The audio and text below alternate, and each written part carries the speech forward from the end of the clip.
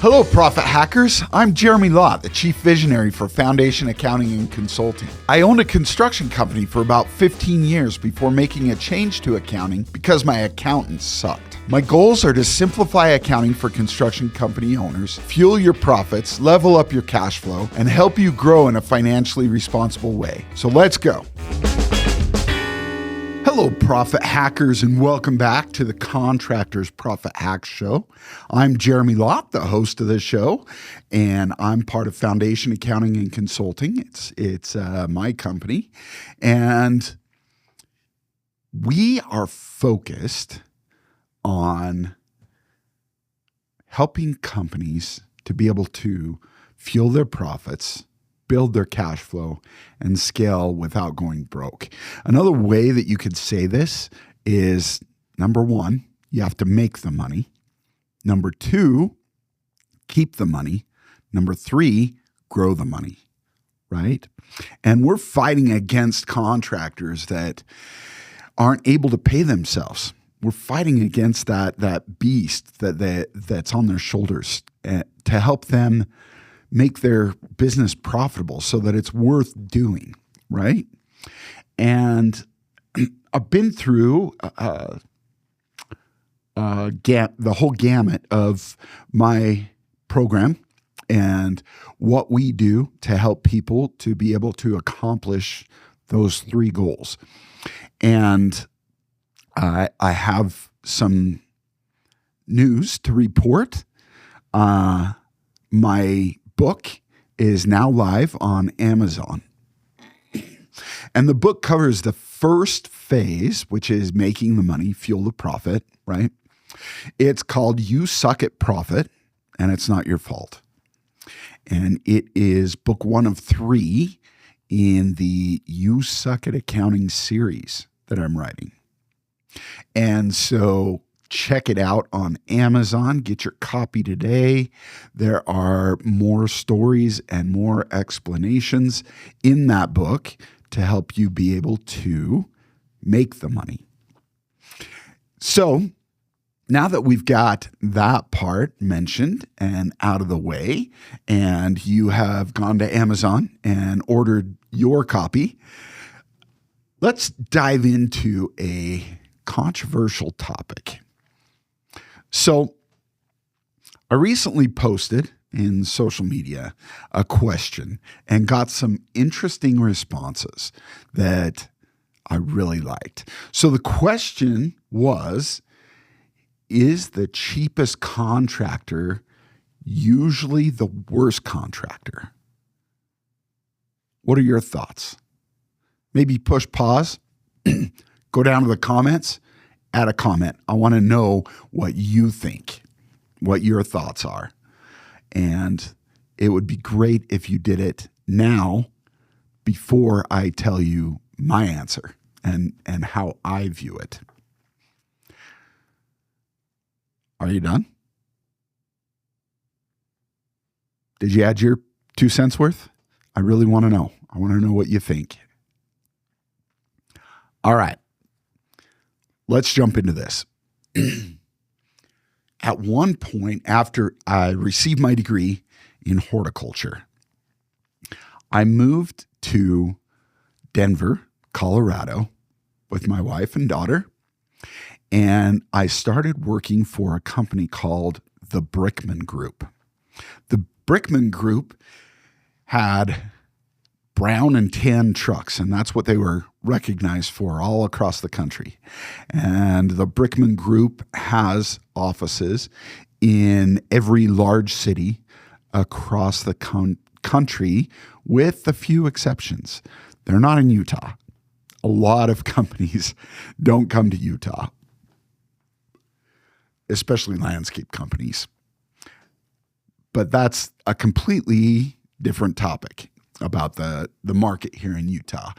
So I went to work for the Brickman Group, and I went there as an irrigation tech, right?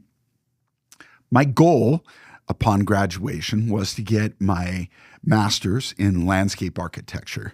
There was a great college there in Denver for getting the master's in landscape architecture. And I had been connected to the Brickman group by a friend of mine. They owned several properties across the country, and he was responsible for the property maintenance and getting the subs on those. And they were having a lot of problems with their properties in Denver. And so he was excited to get me on board over there because I could definitely hold my own with some of the greats when it comes to diagnosing and repairing irrigation problems, especially some of the more complicated things. But I was excited to go out there. I was very, very impressed with the Brickman group. They had the most outstanding training. They have a specific way to mow the lawn that they teach you, and to fix sprinklers and check sprinkling systems, and on and on and on, right? They were really well refined. Plus they were huge. So they were able to get their equipment, and they were able to get their supplies for pennies on the dollar. They had that kind of buying power across the country. And the other thing that they had going for them is that they had a lot of national contracts, right? So the company that I mentioned earlier, the property management company, they had properties all across the country. And Brickman was in every one of their locations, and Brickman was the company that did the landscape maintenance on all their properties in each of these different places across the country. And so they had a lot of different contracts like that.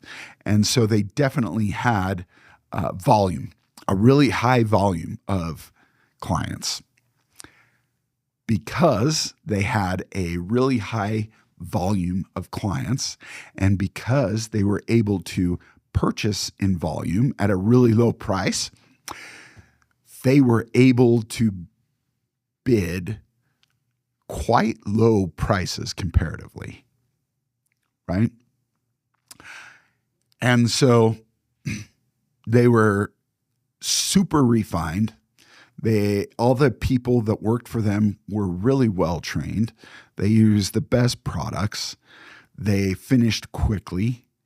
They were really efficient. All these things lead to being able to do the job for less, right? So when we go back to that question, is the cheapest contractor usually the worst contractor? The answer there is it depends, right? With a company like the Brickman Group, they can charge less because they follow those two rules that I set up previously in a previous podcast. And it's also mentioned in my book, Use Suck at Profit. It talks about being the low-cost leader and that there are two requirements. And it's the Walmart model. You have to have a lot of clients, a huge volume of clients, and you have to be able to purchase in bulk to get the lowest prices possible for your products that you're using, right? And so the Brickman Group definitely had that, right? So they were not the worst contractor. In fact, they were one of the better contractors in the area, but they were also able to offer services at a discounted rate, and other companies couldn't compete with their discounted rates because they didn't have those two things going for them, the two Walmart principles, right? Most landscape companies are, let's call them mom and pop shops, where they may be doing pretty well.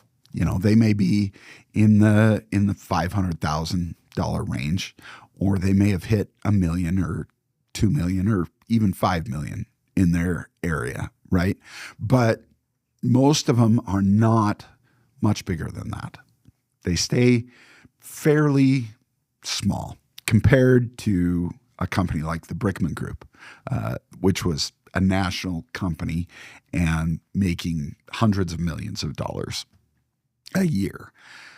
And so it makes it really, really hard to compete with that, right?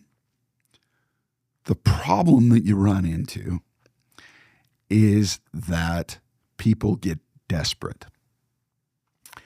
And people that are desperate drop their prices. There are many reasons for people becoming desperate. The first of which is that they're not getting any work, and they may not be getting any work because they don't have a good reputation, right? And so that is one time when the cheapest contractor is not necessarily the best contractor, right? In those scenarios where when they are really strapped for cash and they really need another job, and they think the solution is to price their job as low as possible. Well, the problem is those same people, they don't know their costs.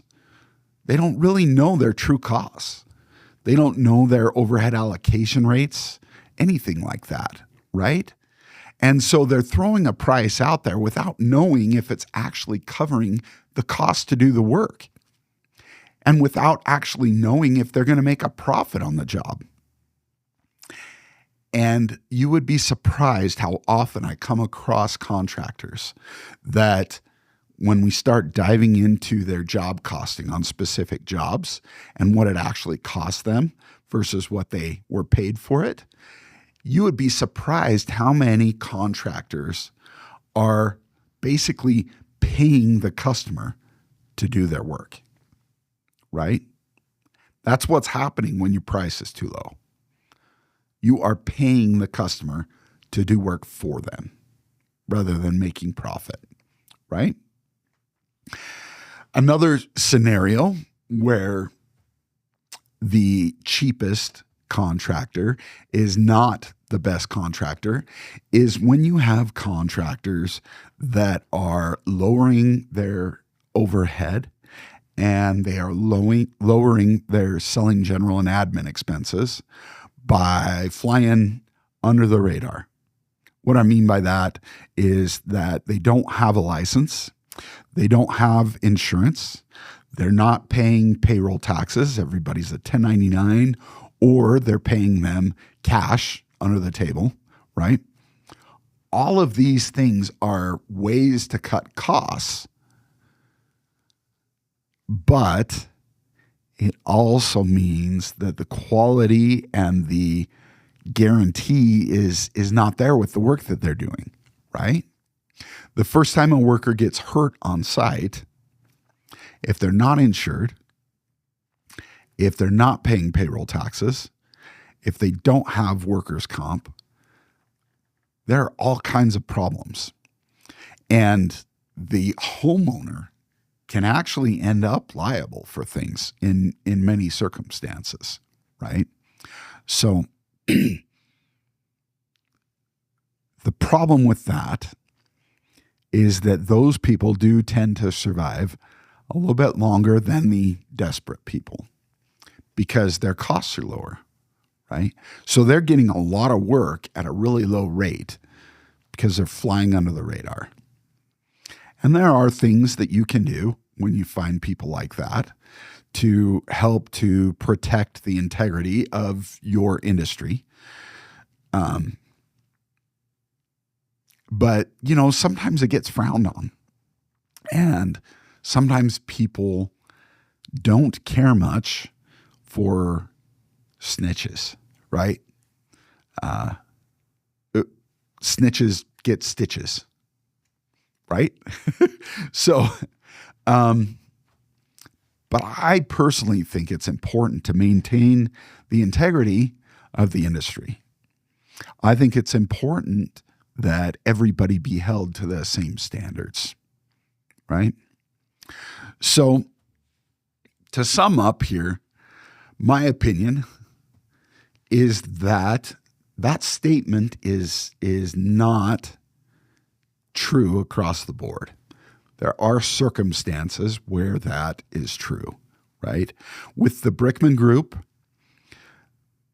they were the cheapest contractor, but they were also one of the best contractors in the area, right? Versus the people that are desperate or the people that are cheating the system and flying under the radar, right? Those people are not the best contractors, right? That's usually where you end up with the poor quality work, no guarantee, problems with getting stuff done, and on and on and on, right? So make sure that you are licensed, insured. Make sure that you know what your costs are, your true costs on a job. That includes your direct costs and your overhead costs, everything that goes on that truck to the job site. You've got to know those things. If you know your cost to do the work, then you know if you're profitable or not on every job. Okay? So if you want more details on how to do all that, pick up my book, You Suck at Profit. It's on Amazon. And let me know. Let me know your thoughts. I would love to hear reviews on the book and on this podcast. But really, the most important thing I want is comments down below so that I can go back and read your thoughts and how you feel about that statement. Is the cheapest contractor always the worst contractor? Okay. So thanks again for listening, Profit Hackers, and I will talk to you again in our next episode. Thanks for listening. If you found this episode helpful, please like and subscribe for weekly episodes to help you fuel your profit, level up your cash flow, and finance your growth. Until next time, go enjoy some green M&Ms and protect that cash.